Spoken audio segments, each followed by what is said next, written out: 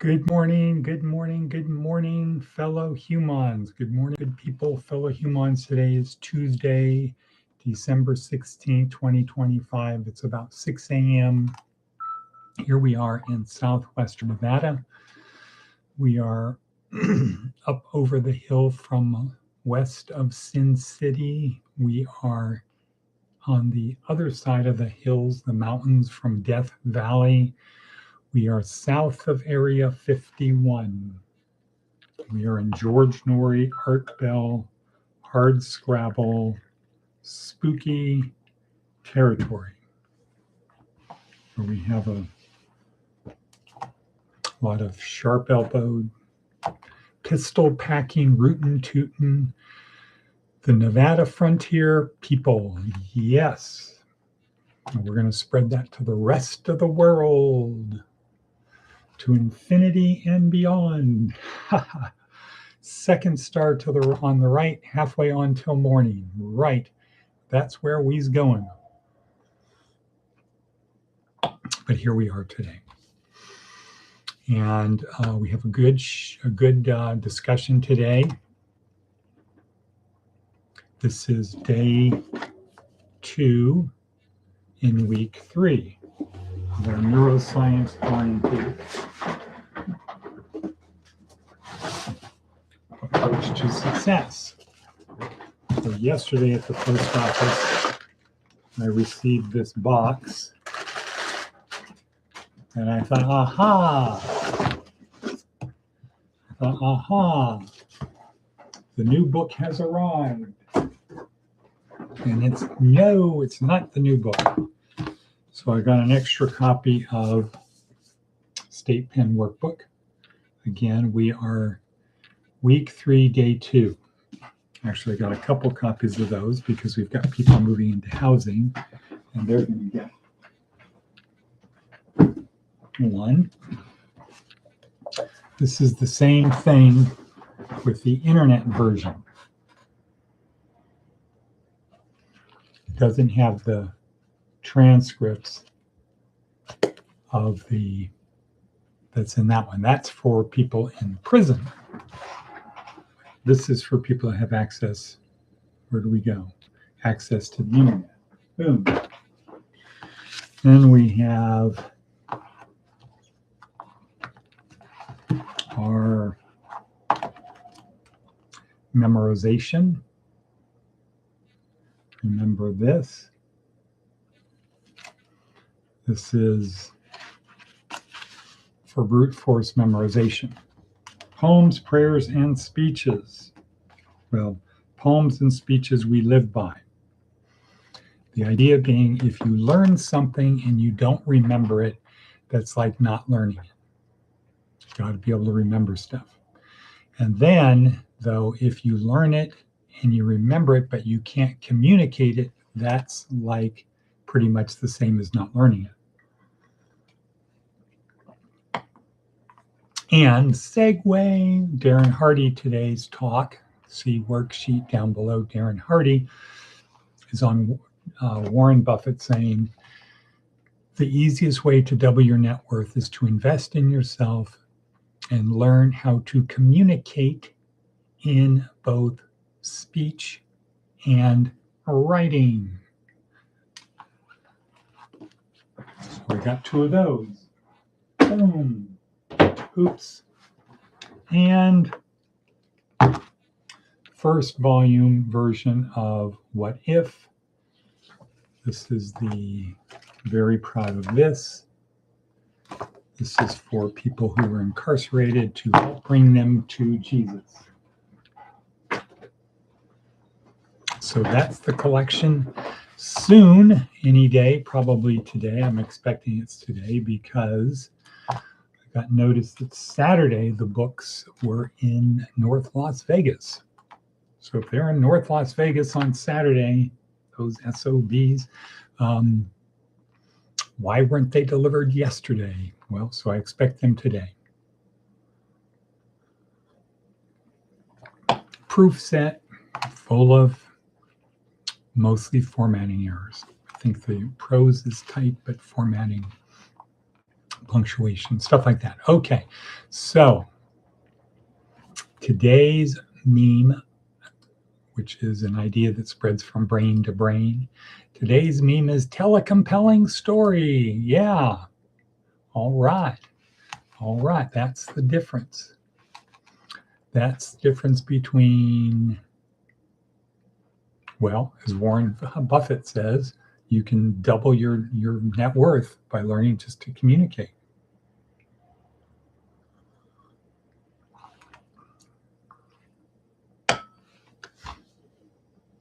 Okay, well, should we call it a day? Bonk.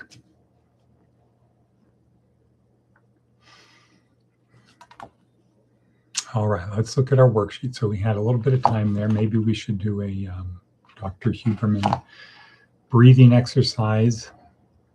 It's on the worksheet. The idea is a double inhale. So you're going to inhale through your nose till it's full, and then a quick extra inhale to fully open up the nodules, I'll call them nodules, in our lungs. And then you just let it flow out of the mouth, you know. You just let it drain, and you do that twice.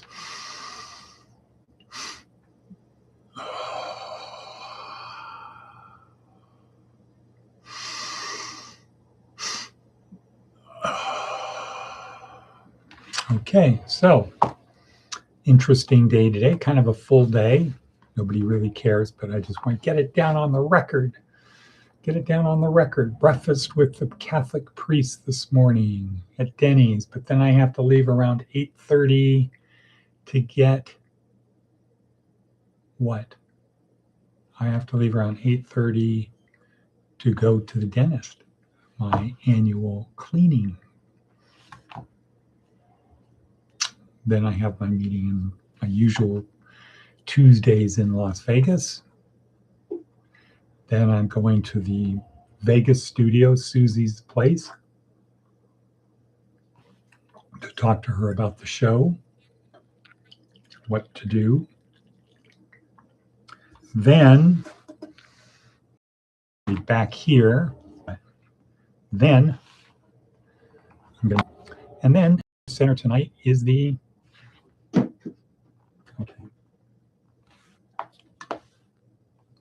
Fight the Good Fight. It's the Fight the Good Fight show. So the question isn't what I'm doing, it's what are you doing today? Are you filling that bag of stuff? Are you honoring the gift of life that you have been given? Okay, so let's look at our worksheet. Advice from an 80-year-old. Count your blessings. There we go. Count your blessings. Count your blessings. How do we do that? Well, here's a simple exercise. You say, that's a weird one.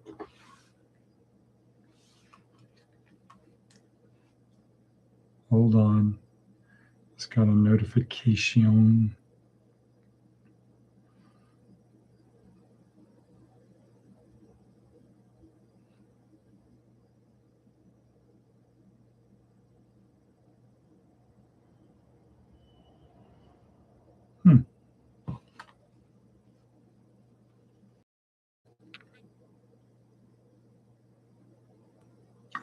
No, not important. When it's one of banking things and you get a pop-up text message, it's like, I better read that, but to no avail. Okay, so let's go back, restart. Advice from an 80-year-old, count your blessings. Here's a way to do that. You ask your brain the question, what am I appreciative for? What are some blessings I have been given? In fact, on the worksheet it says, gratitude. I'm so happy and grateful now that. So ask yourself, you have to ask your brain the question because it's how it's designed. What am I so happy and grateful for right now? And you close your eyes And you could have a little ticker tape at the bottom. It could be popping in like popcorn. Could be scrolling up a Star Wars type of thing. What are some things you're grateful about?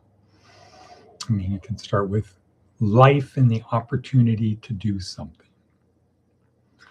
I'm grateful that I live where I live, because it turns out like 95% of all of the people who've ever lived, including who are living today, would trade places with you right now, no matter how bad it is. I remember when I was at labor camp thinking, instead of hard timing, ooh, boo hoo for me, be thinking, would I rather be here or in the Roman Colosseum 2,000 years ago? Almost 2,000 years ago. Where would I rather be? And it took me about 0.68 seconds to decide I would rather be where I was. Okay, so count our blessings. We're good to be here. There's really nothing to complain about. The Stoics say if you think you have something to complain about, think again. If you do have something to complain about, take care of it, or don't worry about it because it's out of your control. Don't worry about the things you can't control. All right, next, let's go to Seth Godin. Filtering ourselves. This seems to be right in line. Communication. We don't use the same language or ideas with an in-law that we do with our bar buddies. When the internet was young, people often chose to filter themselves online. We didn't know who was on the other end of the pipe, and we knew it would be there forever. And typing feels more permanent and official than speaking, ... Over time, the algorithms rewarded people who were guttural, hurtful, profane, and, to use an overused and inefficient word, authentic, and so it flipped. Now, social media is filled with amped up rants that pretend to be unfiltered, and the standard for discourse is quickly eroding. There's plenty of data to confirm that we're spewing words and ideas that would never be tolerated in person with friends. Good point. Why should our standard for public behavior be lower than it is for the people we know? Unfiltered doesn't mean real, because it's our filters that make us who we are. Our filters make us who we are. Never thought about that. Our filters make us who we are. Wow. I'm going to remember that the next time I'm up here in Pahrump and I'm listening to some 20-something, early 30-something-year-old female bad mouth, foul mouth, and I'm wondering, what is she projecting? What is she hoping to get by speaking that way? Is it to impress people? Is it the reflection of what's going on inside of her? That everything is dark and dismal and painful? Who knows? What? Oh, the shadow do. Okay. So what else we have on our hit parade today? Our hit parade. Oh, TED Talk. Seth Godin. Day 2, week 3, communication. Okay, what did we learn on Monday? Join tribe, nudge forward. What's a tribe? It's a group of people like us. You want to be successful, effective, join a tribe, nudge it forward. How do we nudge it forward? So today we're going to learn Seth Godin's 4-step process for nudging. Number 1, find part of the status quo to change. If you can't change something, you're not going to be able to lead anybody. Proceed, carry on. No, that's not leadership. Find something to change. Number 2, tell a compelling story. 3, connect the true believers, and more importantly, ignore the non-believers. Connect the true believers and ignore the non-believers. We spend too much time trying to change people's minds. The idea behind Seth Godin is don't try to change people's minds. Just look for the people who agree with what you say or who are open to the idea of agreeing with what you say. Okay, tell a compelling story, find something to change, tell a compelling story, connect the true believers, ignore the non-true believers, and then lead them. That's it. That's how you do it. According to Seth Godin, that's how you do it. That's all you do. Those things. Next. Well, how do we find out how to tell a compelling story? No, that's tomorrow. Today, we're going to focus on how do you go about changing the status quo? How do you figure out what needs to be changed? How do you find something to change? Well, very simply, you can observe what's going on around here that could be better. You ask people, what could be going on here that could be better? You come in with a frame of reference of a place that was better. So let's say you just got hired at a restaurant. You want to do well. You want to put your best foot forward, etc. And if you came from a restaurant that's even better, so you're kind of going down, right? You're not going up in your career, you're kind of going down, taking a break. You come in with a lot of information and knowledge of some place that was better. And you have an attitude of I have a lot of stuff from better. I've got a lot of stuff that we can change. I don't even need to look around. I don't need to ask anybody. I know because over there it worked. Here's a simple thing we did at the door. Boom. And it worked. When people left, we gave the women a flower. Here's a flower for today. Boom. It worked. They remembered us. They came back. This is very important. So Warren Buffett, how to double your net worth. Invest in yourself. Learn to communicate. Do all that. Okay, let's see if we got anything else on our hit parade.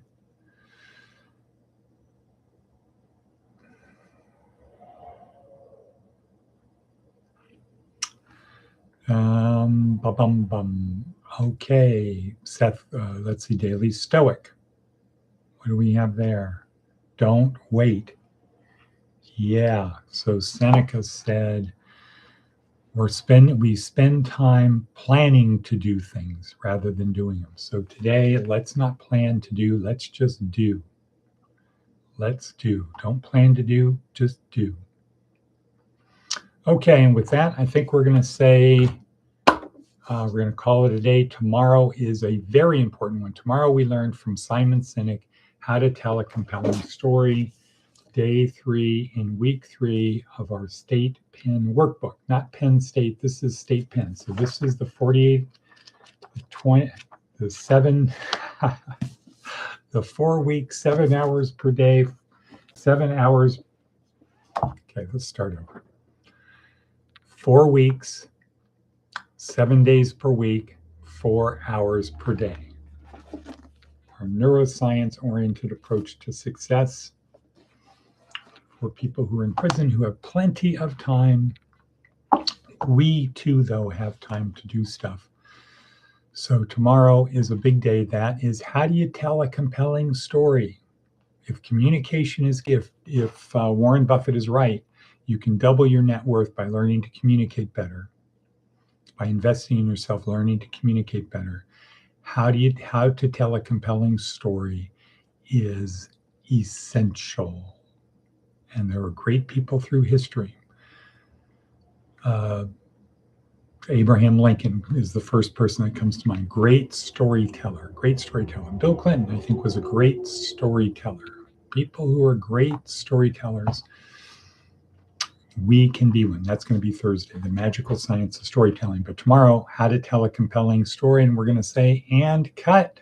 Boom. Bonk. Shiva San Shalom.